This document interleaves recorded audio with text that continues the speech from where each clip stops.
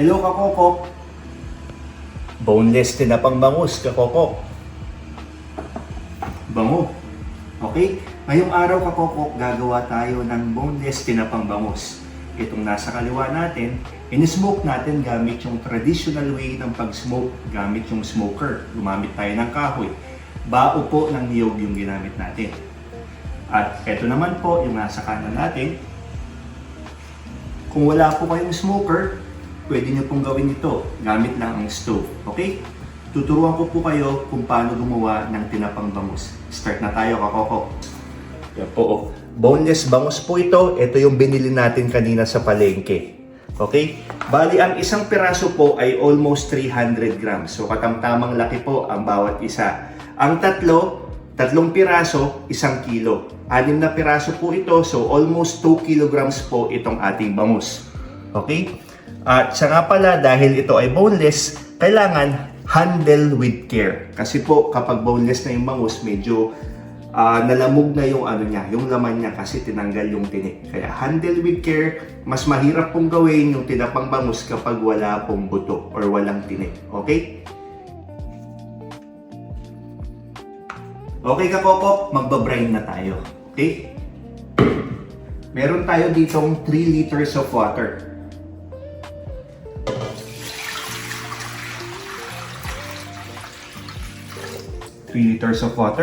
Okay, for every liter of water, naglalagay tayo ng 1/4 cup ng ating asin. Rock salt po. So dahil 3 litro ito, maglalagay tayo ng 3/4 cups.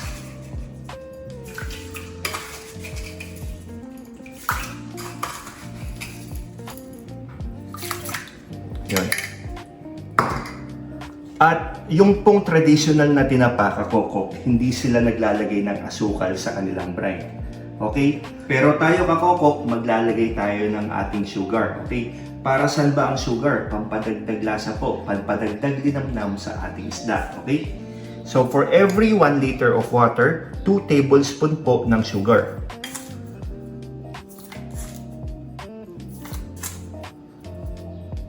4, 5, 6. Dahil 3 liters po yung ating tubig.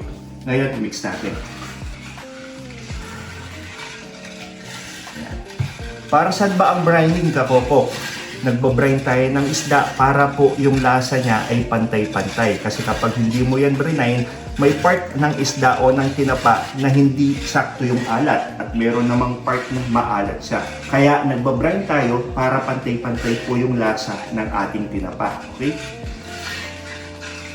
At syempre kakokok, kaya tayo nagbabrine ng ating fish para mas maganda yung flesh niya. Mas firm, mas maganda yung pagkatinapa niya. Okay?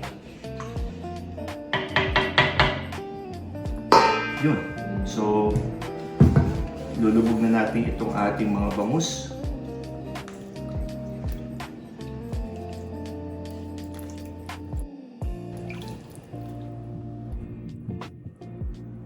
Okay kakokok, ibabrine natin itong ating boneless bangus for 1 hour. Okay? Kapag hindi po boneless yung inyong bangus, gawin nyo pong 1.5 hour kasi mas makapal po yung laman ng hindi boneless. Okay?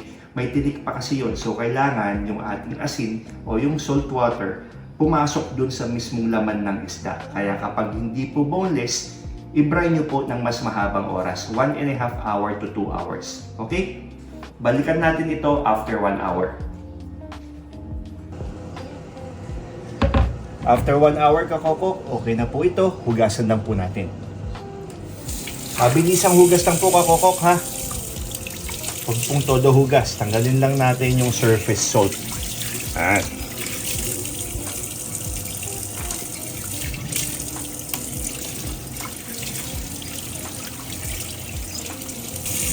Kaya kakoko, kung malalaman mo na maganda yung pagkakabrine ng isda, kapag hinawakan mo yung sobrang dulas niya, ayan o, madulas. Ibig sabihin, tama yung timpla ng ating salt sa ating tubig.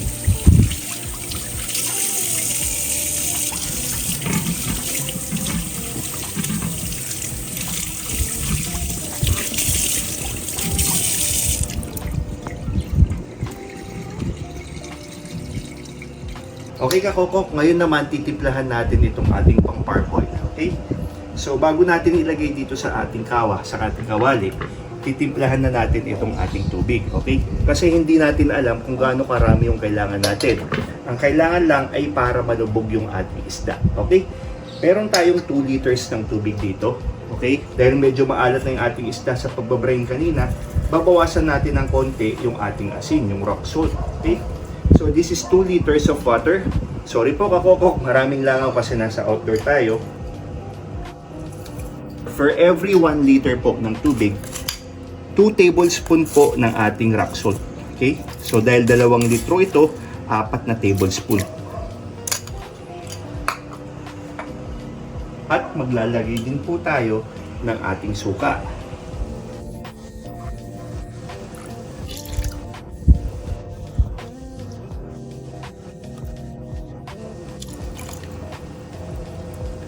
Para saan po ba yung ating suka kakokok? Para po mas maging firm or maganda yung laman ng ating tinapa, nakakabawas lansa, and at the same time kakokok, nakakatulong para ma-preserve at hindi madaling mapanis yung ating tinapa. Okay?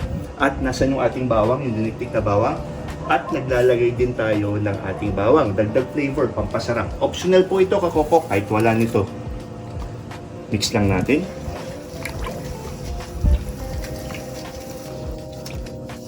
At siya nga pala yung sukang nilagay ko, 1 tablespoon po ng suka for every 1 liter po ng water. Okay? So 2 tablespoon po yung nilagay nating suka kasi 2 litro ng tubig itong ating pang parboil. Baka po sabihin ng iba dyan, para na tong adobo. Hindi po, konti lang po yung sukang yun kumpara sa 2 litro ng tubig. Okay?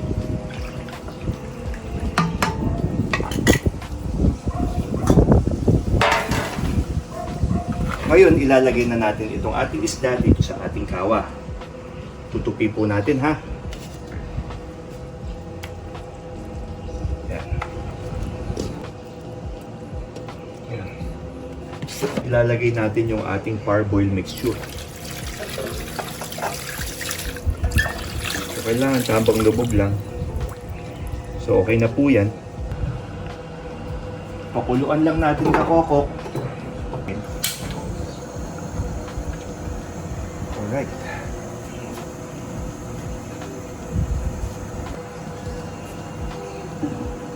Yun kakoko, pakukuluan lang natin ito sa loob ng 5 minuto. Ang count ng 5 minutes ay pagkakulo. Okay, pagkakulo, dun pa lang kayo magbibilang ng 5 minuto. Maximum po 7 minutes, lalo na kung hindi kalakasan yung inyong apoy. Okay? Pero dahil nga ang ating bangus ay boneless, 5 minutes po ay okay na. Maximum of 7. Kung hindi naman po boneless ang inyong bangus, 10 to 15 minutes po na magpapakulo. Okay? Balikan po natin mamaya. After 5 minutes kakokok, okay na to. Turn off na natin ang apoy. Yan o. Yan.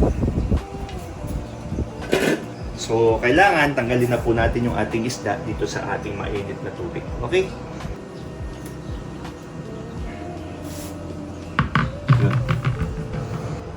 Tanggalin na natin kakokok, dahan-dahan kasi malambot po yung laman ng ating bangus. Dahil ito po ay boneless. Okay? Init, dahan-dahan.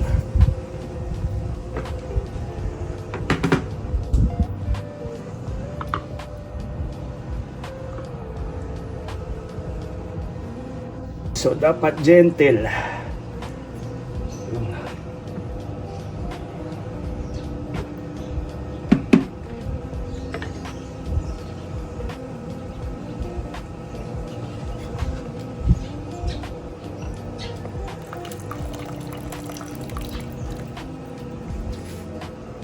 So, na-imagine nyo ba kakoko kapag sobrang kulo? Mapuputol po, magkakalasog-lasog yung inyong bangus. Okay? So, mahirap po talaga kapag boneless. Pero ito po kasi talagang masarap. Yung hindi ka na ay, nako po! Yun na nga po sinasabi ko. Pero okay lang yan. Okay lang yan. So lang yan.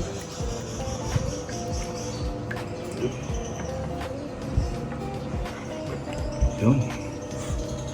Make sure lang natin kapopop na walang tubig. So, tatanggalin lang natin to. Yun. So, tapat lang natin sa ating electric fan. Okay?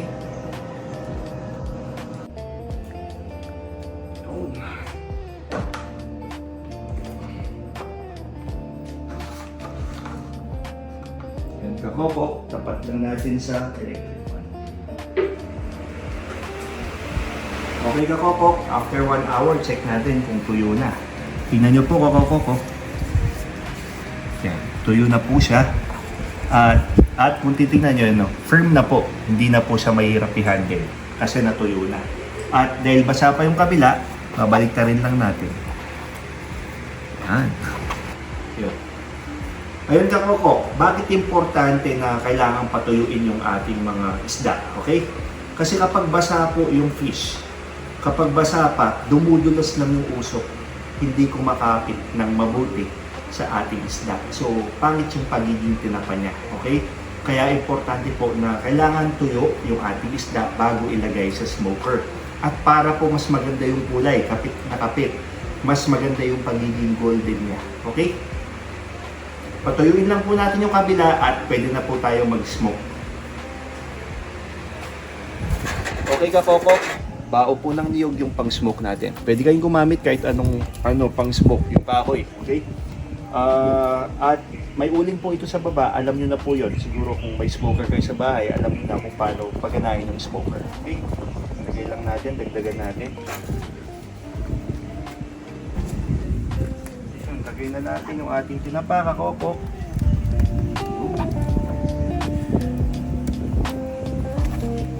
Tapos itong dalawa, ito. Sa dito ko ganyan.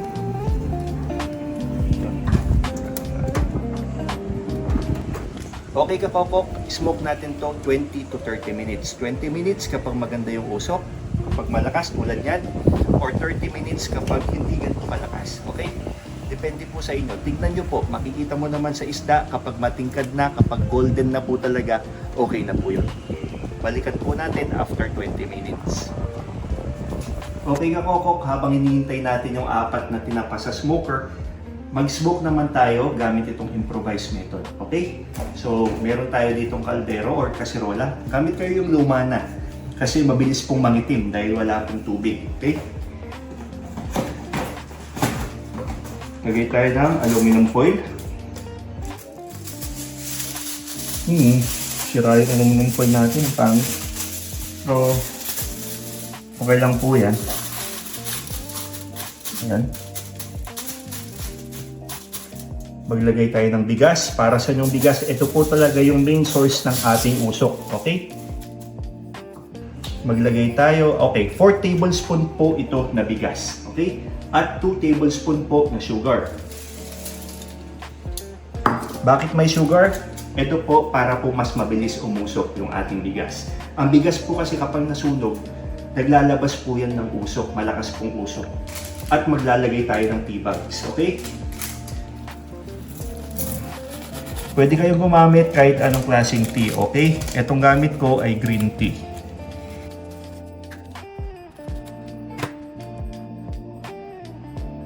Para saan ba itong ating tea bags? Okay, naglalagay tayo ng tea bags kasi parang ito yung magiging kasi di ba pag may smoker tayo, naglalagay tayo ng kahoy.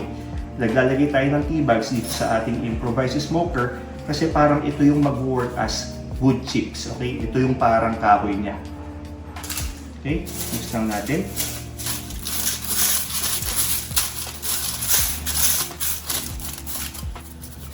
At papatungan natin itong ating steamer. Brush lang natin ang cooking oil kakoko para hindi po dumikit.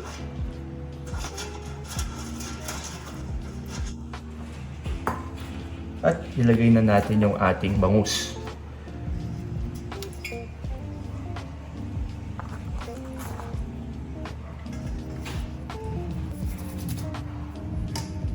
Pa natin.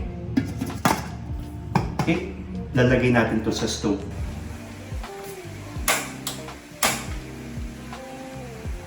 Okay kakoko, medium heat lang ha. Kasi kapag nilakasan nyo po yan, mabilis masunog yung bigas. At sunog na, hindi pa naging tinapa yung inyong bangus. Okay? Medium heat lang. Tapos i-smoke nyo 20 to 30 minutes din. Depende sa kulay ng bangus. Okay? Balikan natin mamaya. Check natin kakoko after 20 minutes. Yun no? Alright.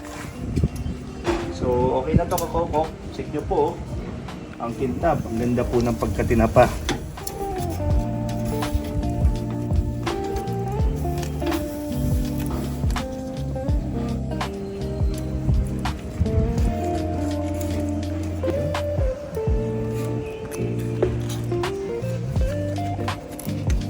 Yun, kakoko. Masarap. Ayan, kakoko. Yun, kakoko po. Tinapang bangus gamit itong ating improvised method. Okay? So, patayin na natin yung apoy. Okay na to. Alright, kakoko. Yan. Compare natin apple to apple. Okay? Ito yung ating in-smoke sa ating smoker. At ito naman yung ating sa stove. Okay? Alright. So kapag tinignan mo, makikita mo wala namang difference. Tingnan mo. Okay din naman yung kulay nito. At ito, mas lalo na to. Okay? So palalamigin lang natin ng konti. Actually, ito pwede nang kainin kahit hindi na iprito kasi luto na yan. Pero siyempre, tayong mga Pinoy, pag bumili tayo ng tinapa, piniprito pa natin. Mas sumasarap ang tinapa kapag prinito. Mas na-elevate yung lasa niya. Mas na-enhance, mas masarap. Okay? Palamigin lang natin ng konti tapos magprito tayo. Tikman natin. Hawakan ko na lang, kakoko.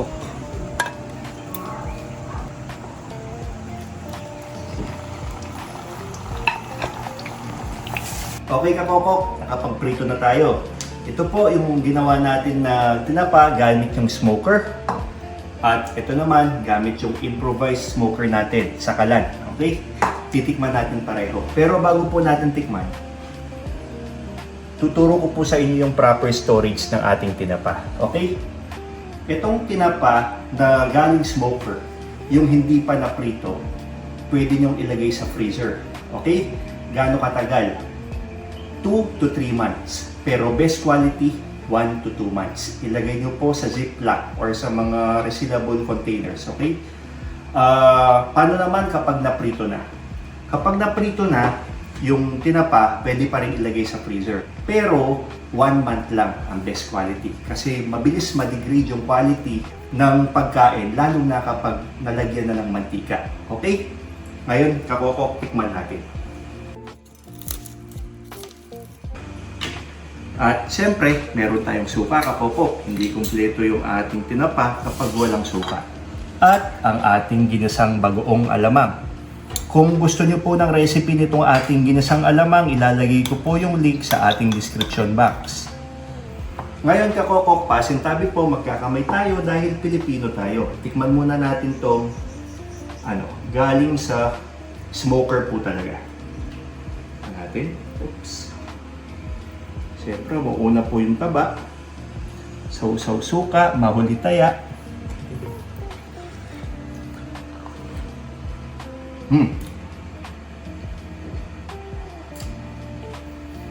Ang sarap, kakoko. Mapaparami ka ng kanin. Taba, oh. Minsan. Tamang-tamang alat. Ang ganda ng laman ng isda. Malambot. Ang sarap po, kakoko. Ngayon, tikman natin itong niluto natin sa kalan. Okay?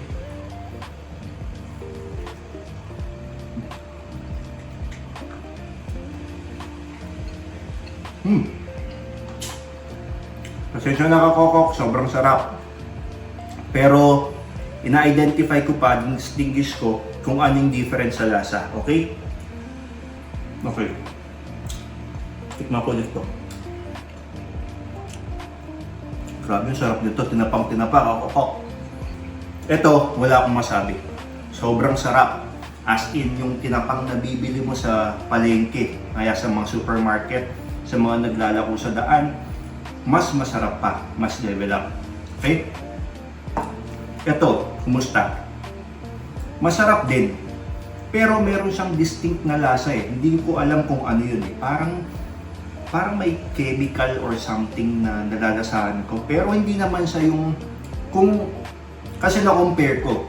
Kung kakainin ko to, nang hindi ko to kinain, siguro hindi ko malalasahan yun. Ako na-compare ko kung ano mas masarap. Siyempre, mas okay ito, traditional. Ito, pwede na rin. Gagawa pa ba ako nito? Kunwari, wala akong smoker? Oo, gagawa pa rin ako. Okay pa din siya kakoko. Masarap pa din. Mas masarap lang talaga itong galing sa smoker o yung niluto talaga sa smoker kakoko. Anong mas masarap? Ito, yung galing sa smoker. Eh yun, kumusta? Yun. Malasa yun. Pero mas malasa to. Pero okay na din to. Masarap na rin yun, no? Masarap.